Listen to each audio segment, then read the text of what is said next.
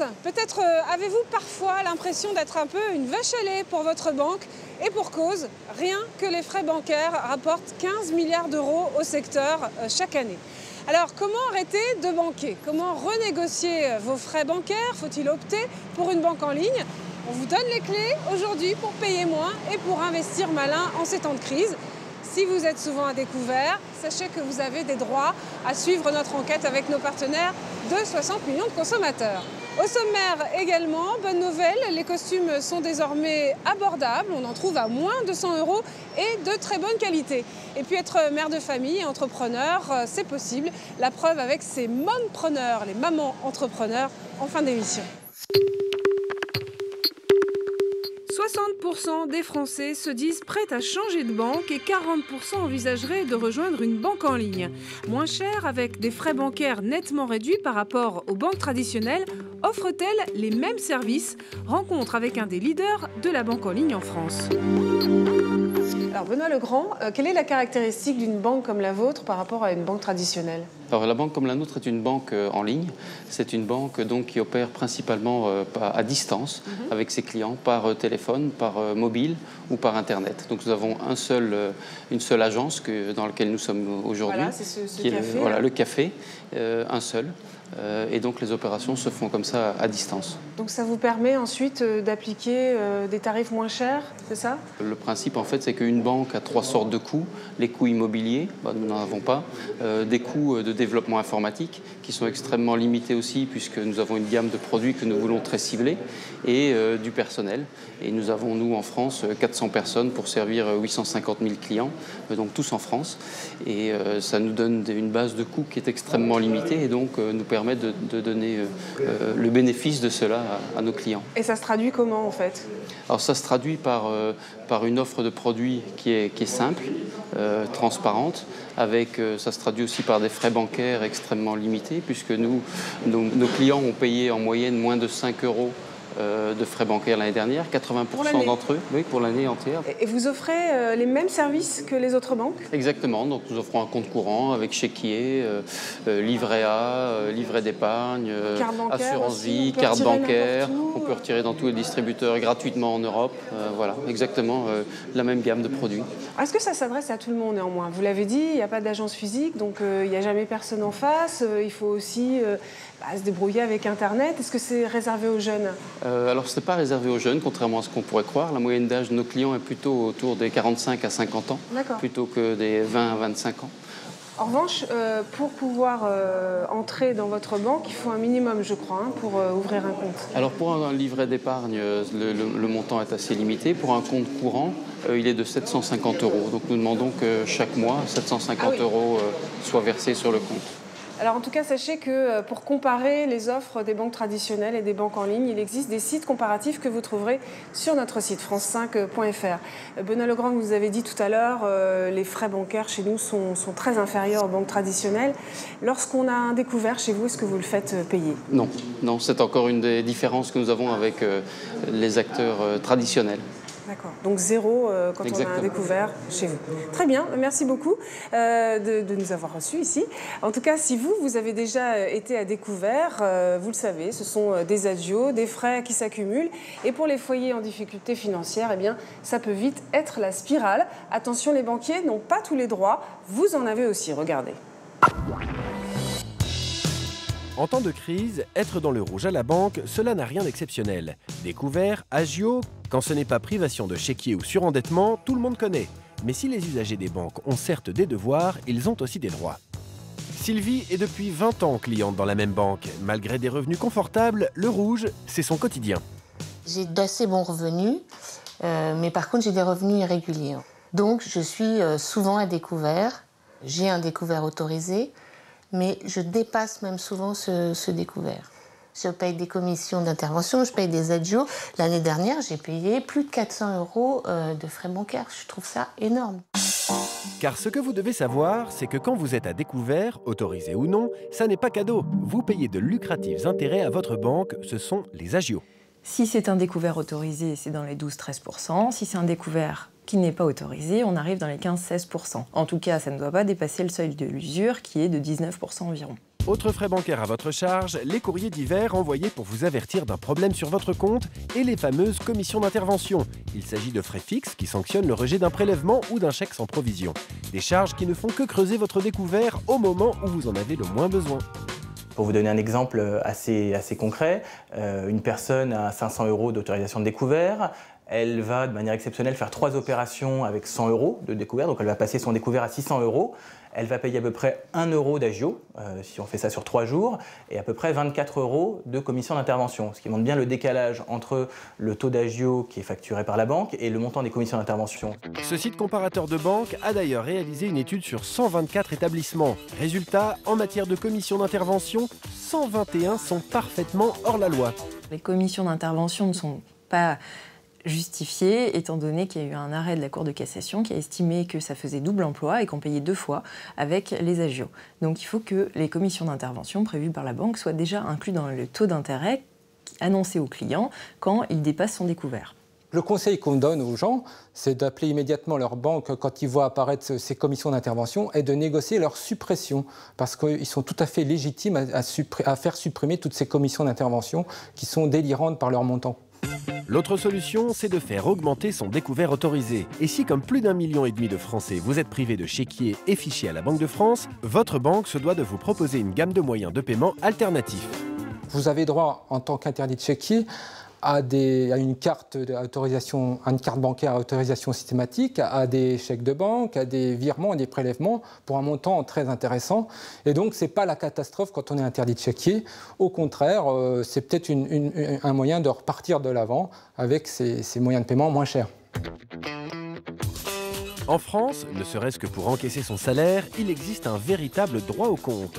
Donc si votre banquier vous met à la porte, vous êtes en droit de saisir la Banque de France afin qu'elle désigne un établissement qui aura l'obligation de vous ouvrir un nouveau compte. Mais si malgré tout il vous est impossible de sortir du rouge, pensez aux procédures de surendettement. Quand un particulier se retrouve avec beaucoup trop de dettes par rapport à ses rentrées d'argent, il faut qu'il pense à déposer un dossier à la Banque de France et solliciter la commission de surendettement. Ce qui va lui permettre de suspendre toutes les procédures de saisie qui pourraient être contre lui pendant une durée maximum d'1 an, le temps que la commission statue et décide de son sort. Elle peut faire liquider, par exemple, les actifs qu'il a pour pouvoir régler ses créanciers, mais elle peut également échelonner toutes ses dettes sur une durée de 8 ans pour pouvoir apurer l'ensemble de ses dettes. Réagir avant que les choses ne se gâtent irrémédiablement, ne pas faire l'autruche et surtout faire valoir ses droits, les usagers doivent changer d'attitude face à leur banque. Avec la banque, d'une manière générale, il faut toujours négocier les taux d'intérêt, le niveau des frais, la suppression de certains frais, l'augmentation de la facilité de caisse. Donc ne vous résignez pas à être une victime devant un banquier. Vous êtes un client et qui lui rapportez beaucoup d'argent et donc en conséquence, il doit faire des efforts. Je pense que moi, je suis un très bon client pour ma banque. Entre 4 000 et 5 000 € par mois, je fais partie des hauts salaires. Et avec ce que je leur paye comme commission, c'est avec moi qu'ils vivent. C'est pas avec les gens qui n'ont pas de problème. Donc je pense qu'ils pourraient au moins en tenir compte, quoi. Et pour assainir les relations avec son banquier, la solution, c'est peut-être d'en avoir plusieurs, en ouvrant des comptes dans différents établissements pour faire jouer la concurrence. Les banques se font régulièrement taper sur les doigts. 8 clients sur 10 estiment que leurs frais bancaires sont trop élevés. Dans le top 3 des frais jugés injustifiés, on retrouve la facturation des retraits en distributeur, les frais de virement vers d'autres banques et la cotisation de la carte bancaire. Alors peut-on renégocier ces frais? Rencontre avec Serge Maître, président de la FUB. Alors Serge, on a vu que les banques se font plaisir sur les découverts. Est-ce qu'il y a d'autres abus caractérisés? Bien, le premier abus qui est dénoncé est sans aucun doute celui de la tarification bancaire. Pourquoi? Mais parce que ça plombe le budget des ménages. Quand on se rend compte au récapitulatif annuel qu'on reçoit qu'il y a 5 à 10% de son revenu mensuel qui disparaît comme ça, eh bien voilà pourquoi on a des fins de mois difficiles. Alors c'est comme avec les découverts, en tant que consommateur, on a des droits. Quels sont-ils? Effectivement, le banquier peut décompter des frais parce que c'est un commerçant. On sait très bien que la banque samaritaine, ça n'existe plus depuis 1984. Mais il ne peut pas prendre n'importe quoi comme tarif. Il y a des règles de loi. La première, c'est que de toute façon, il faut informer son client de la tarification. Panneau d'affichage ou dépliant en libre service dans l'agence. La deuxième, c'est que pour prendre des frais à son client, eh bien, il faut que la banque ait recueilli son consentement, son accord. On donne son accord quand on signe une convention de compte. On donne aussi son accord, et cela c'est plus pernicieux, lorsqu'on a reçu la plaquette tarifaire par la poste et qu'on n'a rien dit pendant les 2 mois qui ont suivi. Eh bien, le tarif s'applique automatiquement. C'est une loi vraiment qui dit que le silence vaut acceptation, c'est une exception. Puis surtout, quand vous avez donné votre accord, c'est même pas là le problème, c'est que parfois on se dit mais c'est un vrai racket, c'est le gros mot, mais le mot qui fâche. Mais disons que ça revient à dire mais c'est beaucoup trop cher par rapport à ce qu'ils font. Et dans ce cas-là, il y a un article 1131 du Code civil qui permet de dire le prix que je paye n'est pas la juste contrepartie d'une prestation réelle. Mais ça veut dire qu'on peut négocier les tarifs bancaires? Ah, alors, attendez, négocier, on peut sans doute, quand on est nouveau client, quand on pousse pour la première fois à la porte d'une agence, dire je voudrais négocier. Négocier quoi? La gratuité de la carte bancaire ou un moindre coût, ou encore négocier certains tarifs. Mais lorsque vous êtes déjà client, la négociation, elle n'existe pas, on ne va pas faire bisounours. Donc le seul moyen là, c'est de contester la tarification et de réclamer un remboursement. Ça marche. Concrètement, il y a des établissements, lorsque le client fait valoir ses droits, tels qu'on vient de les indiquer, eh bien dans ce cas-là, il y en a certains qui admettent une réduction de 50% du tarif qu'elles ont pris. Parfois, elles remboursent tout, ça dépend des situations.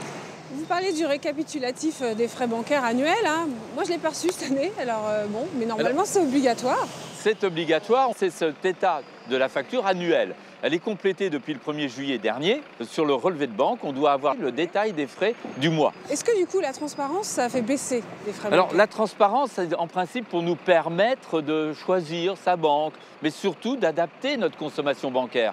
Prenez les commissions d'intervention, on se dit, elles sont majeures. Eh bien, c'est l'occasion d'aller voir son banquier et de dire augmentez-moi mon plafond du découvert ou accordez-moi, si ce n'est pas possible, un crédit permanent, un crédit renouvelable. C'est le même prix, les mêmes taux d'intérêt. Mais la véritable solution en matière de tarification, c'est surtout la rivalité que les établissements devraient se faire. Or, actuellement, on va dire qu'ils nous donnent le sentiment de s'entendre tous pour tondre les moutons que nous sommes. En d'autres termes, il faudrait qu'ils se rivalisent, comme dans la grande distribution. Quand un grand banquier viendra-t-il nous dire « Venez chez moi, je suis moins cher que le voisin » Il y en a qui le font, c'est la banque sur Internet. La banque en ligne, c'est intéressant pour celui qui ne va jamais à sa banque, qui n'en a pas le temps ou l'occasion. Celui qui voudrait faire toutes ses opérations à distance, celui qui a Internet. C'est vrai. Et quelque part, il y a une carotte, c'est la tarification dont elles font état. Mais il y a l'envers du décor. L'envers du décor, souvent, la gratuité, celle de la carte bancaire, généralement, n'est accordée que si vous faites un nombre de dépenses avec votre carte bancaire dans le mois. D'autres établissements disent « Attendez, il faut bloquer une épargne chez moi pour tel montant ». Donc on voit que là, la gratuité, on pourrait presque dire, c'est accessible aux riches, avec des conditions. Il faut toujours bien regarder, hein, de toute façon. Des petites lignes, hein, là c'est vraiment... Et puis il y a l'autre problème, c'est que la banque en ligne n'offre pas tous les services qu'on peut attendre d'un établissement. Prenez crédit consommation, très rare, même quasiment exclu. Crédit immobilier, exceptionnel. Et puis aussi, si un jour il arrive un chèque sans provision ou autre, puis un coup on peut se retrouver à la porte. Donc la solution, la banque en ligne, oui, mais gardez toujours un compte traditionnel chez un banquier usuel. Peut-être qu'en ces temps de crise, Serge, il serait bon de rassurer éventuellement nos téléspectateurs. Est-ce qu'une banque peut faire faillite? En fait, un établissement bancaire peut faire faillite, c'est un commerçant. Mais ne soyons pas anxieux à ce sujet. La loi nous préserve. Jusqu'à 100 000 €, tous les dépôts d'espèces sont garantis et on sera remboursé dans les jours qui viendraient d'une cessation de paiement de l'établissement bancaire. Donc là, si on a plus de 100 000 €, dans ce cas-là, il faut répartir sans doute ses avoirs dans d'autres établissements. Voilà, qui nous rassure effectivement. Serge, vous allez publier un livre, Comment ne pas payer ses dettes à son banquier? Eh bien, ça sera pour tous ceux qui sont confrontés à un établissement et à un crédit, à un découvert, à des frais. Donc c'est comment ne pas payer ses dettes à son banquier avec la loi.